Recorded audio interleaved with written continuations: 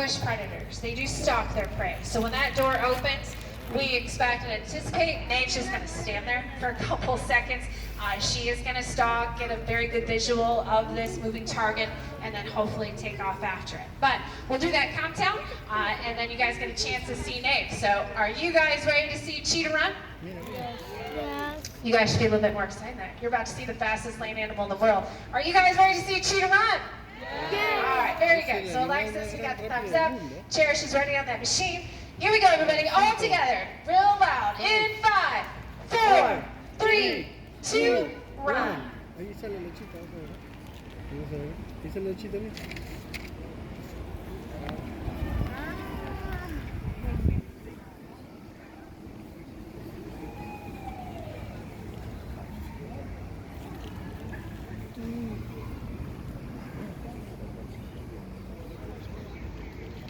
Everybody, that is Nate. Very nicely done. Absolutely give her a round of applause. So you saw that stalking behavior again. That's a natural behavior for cheetahs. Very important for them to get close to their prey as quickly as possible, and they take off after it. Now, what you're also going to see her do here is probably take it off to the side a little bit. In Africa, there's a lot of competition with other predators such as lions and hyenas. Cheetahs are more of a flight versus fight type of cat, so they're going to avoid any type of confrontation. Nate here is only about 100 pounds, so she really wouldn't have a chance of protecting her prey against a 300-pound lion. So it's pretty important for cheetahs to either eat their prey as much as they can or hide it before another big predator makes its way over to the prey away from them. So what we're going to do is spend a little time here with Nate. This is choice space for her, so she does have the choice to spend as much time as she wants on it, but we're also going to add some of that positive reinforcement I was talking about. We're very proud of our behavioral management program because it is all based on science.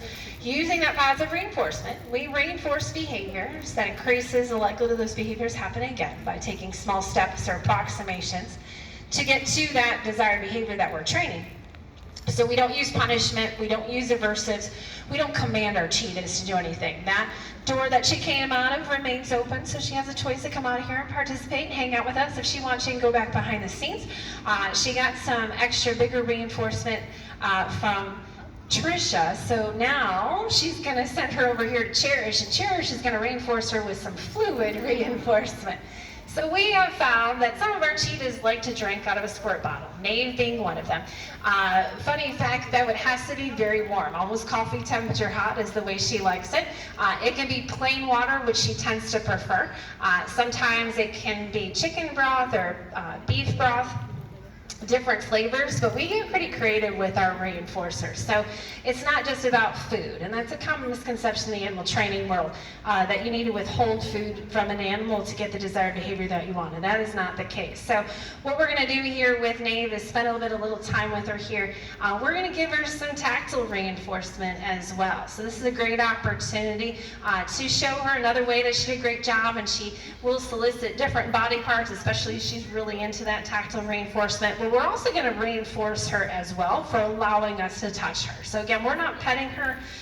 This touch is very important, especially during husbandry behaviors, so we can inspect her paws, different areas of the body, the tail if we need to, for medical purposes. So that's very important. So we're able to reinforce it. We treat it as a behavior that we're able to touch them. So that tactile reinforcement is a trained reinforcer. But again, if they're really into it, they'll solicit, kind of lead into different areas that we can really give them some good rub downs there. I don't know what she's giving them. Some kind of treat, so. Sometimes she isn't. So we're able to read her every day during each session. But we can also give them verbal praise, taking them to different areas here of the habitat. She does find it reinforcing to be with some trainers versus others, so they can discriminate when they are working with different trainers. But she is actually doing a great job here. So between Cherish and Trisha and myself, we're just spending some time here with her and letting her know that that was awesome. But it does talk more about our relationship with him. Again, we never take it for granted, so we continue to build our relationship with him, and pretty important for us, especially using that positive reinforcement training. Now, as you do travel around the park today, if you go over to Edge of Africa to see the lions, if you go over to Juncala to see the tigers, cheetahs are built for speed, so they look a lot different compared to other cats, and you can see that Nave is more aerodynamic looking, more thin, more streamlined, to be able to run at those high speeds. So she's got a very small head, long flexible spine, very long tail, Also semi-retractable claws. Very similar to athletes wearing cleats on their feet, that traction and gripping is very important to be able to run at those high speeds. So she's a little bit winded. She was running pretty hard there for a little bit. So being sprinters, they have a very large heart, a very large set of lungs, and a very large liver to be able to metabolize all of that energy. So they can overheat very quickly. Their heart rate can get up to be about 250 beats per minute, and they can burn up to about 1,200 calories in just under a minute. So all those adaptations are really important to help make them the fastest land animal in the world. So what we're going to do, we're going to ask her to go behind the scenes. We're going to clear up this equipment out here. We're actually going to fly a bird that we have here in the area.